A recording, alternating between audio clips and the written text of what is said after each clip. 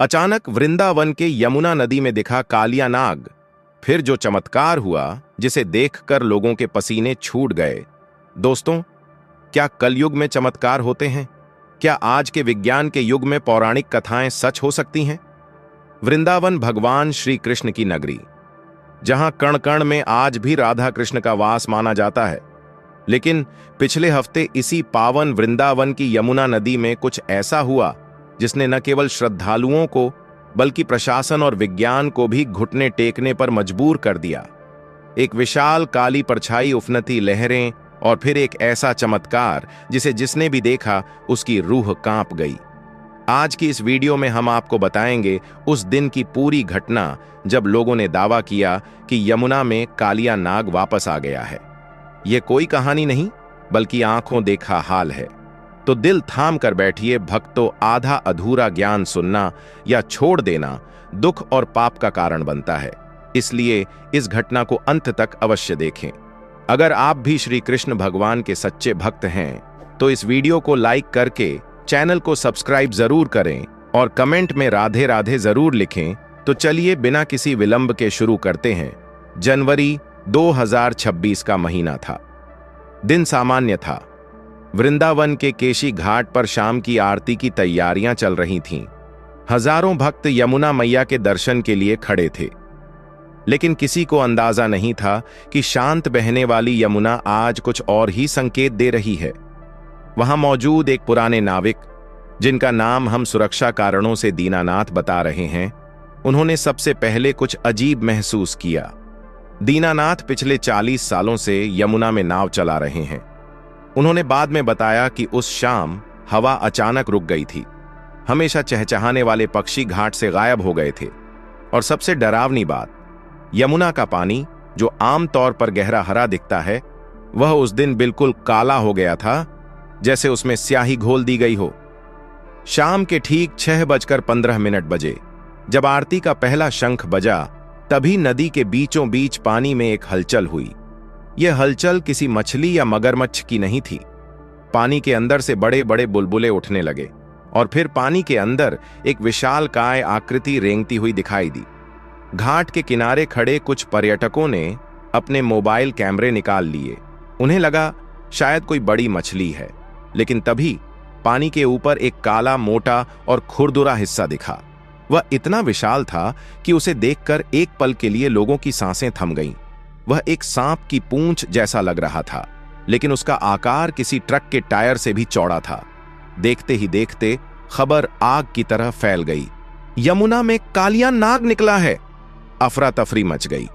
जो लोग आचमन करने के लिए पानी में उतरे थे, वो जान बचाकर सीढ़ियों की तरफ भागे। घाट पर चीख पुकार मच गई। तभी एक जोरदार धमाका हुआ। पानी की एक ऊंची लहर उठी, जैसे किसी ने नदी के अंदर बम फोड़ दिया हो। और उस लहर के बीच से जो दिखा, उसने विज्ञान के सारे तर्क फेल कर दिए। पानी लगभग 20 फुट ऊपर एक विशाल 7 फन उठा।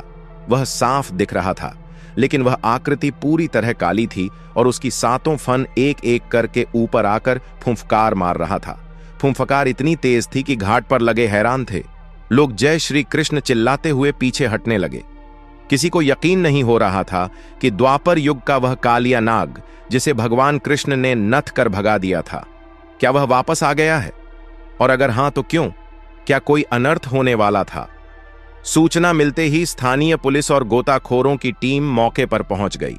प्रशासन ने तुरंत केशी घाट और विश्राम घाट को खाली करा दिया। लाइटें बंद कर दी गईं और बड़ी बड़ी सर्च लाइट्स नदी की तरफ मोड़ दी गईं।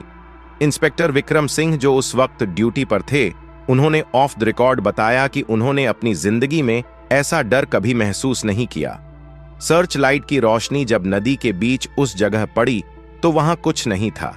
पानी एकदम शांत था। लेकिन रडार और सोनार इक्विपमेंट जो गोताखोर अपने साथ लाए थे, वो कुछ और ही कहानी कह रहे थे। सोनार पर एक बहुत बड़ी मूविंग ऑब्जेक्ट डिटेक्ट हो रही थी, जो नाव से भी बड़ी थी और नदी की तलहटी में तेजी से तैर रही थी। वैज्ञानिकों और जीव जंतु विशेषज्ञों को बुलाया गया। उनका कहना था कि यमुना में इतना बड़ा जीव होना नामुमकिन है, लेकिन वृंदावन के संतों का कहना था यह भ्रम नहीं, चेतावनी है।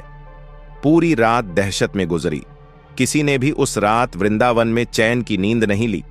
अगली सुबह ब्रह्म मुहूर्त सुबह 4 बजे यमुना घाट पर पुलिस का कड़ा पहरा था। लेकिन कहते हैं ना, जिसे भगवान दिखाना चाहें उसे कोई रोक नहीं सकता। अचानक पूरे वातावरण में बांसुरी की मीठी आवाज गूंजने लगी। यह आवाज किसी स्पीकर से नहीं आ रही थी, बल्कि ऐसा लग रहा था जैसे हवाओं में घुली हो। पुलिस वाले भी हैरान होकर इधर उधर देखने लगे और ठीक उसी वक्त वह घटना घटी जिन्होंने देखा वो आज भी सिहर उठते हैं। यमुना के बीचों बीच पानी का एक भंवर बना और उस भंवर से वह विशालकाय नाग धीरे धीरे ऊपर उठा। इस बार वह और भी विशाल लग रहा था। उसके कई फन दिखाई दे रहे थे। 1 नहीं, 2 नहीं, बल्कि 7 फन पुलिस ने अपनी बंदूकें तान लीं। लोग डर के मारे कांप रहे थे। सबको लगा कि अब तबाही मचेगी। वह नाग घाट की तरफ बढ़ा, तेजी से और तेजी से। लोगों की धड़कनें रुकने वाली थीं। लेकिन फिर वह चमत्कार हुआ जिसे देखकर लोग हैरान रह गए। जैसे ही वह विशालकाय नाग घाट की सीढ़ियों के करीब पहुंचा, उसने हमला नहीं किया, बल्कि वह रुक गया और उसने अपने 5 फन नीचे झुका दिए, जैसे वह किसी को नमन कर रहा हो। तभी यमुना के पानी से एक नीली रोशनी निकली। यह रोशनी इतनी तेज थी कि लोगों को अपनी आंखें बंद करनी पड़ी। जब उन्होंने आंखें खोलीं तो देखा कि उस नाग के फन के ऊपर रोशनी के रूप में एक छोटी सी आकृति बन रही थी। वह आकृति स्पष्ट नहीं थी, लेकिन उसकी रूपरेखा बिल्कुल त्रिभुवन सुंदर भगवान श्री कृष्ण जैसी लग रही थी, जो नृत्य मुद्रा में थे। उस नाग ने 3 बार अपना सिर पानी में पटका, जैसे वह माफी मांग रहा हो या प्रणाम कर रहा हो, और फिर एक जोरदार छपाक के साथ वह पानी के अंदर चला गया।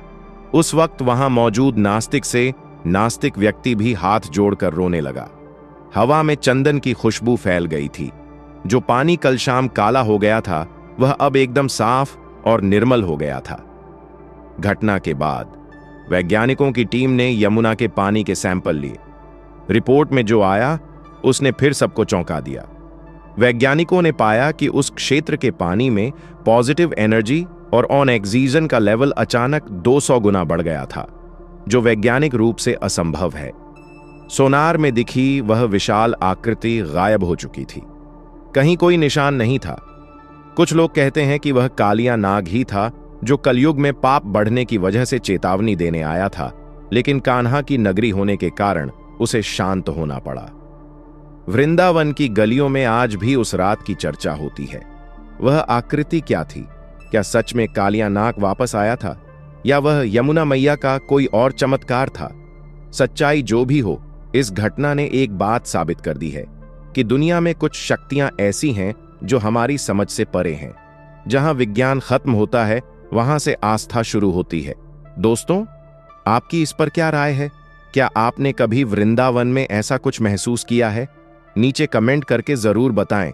और अगर आपको यह कहानी पसंद आई तो वीडियो को लाइक करें और चैनल को सब्सक्राइब करें, क्योंकि अगली वीडियो में हम एक और बड़े रहस्य से पर्दा उठाएंगे। राधे राधे।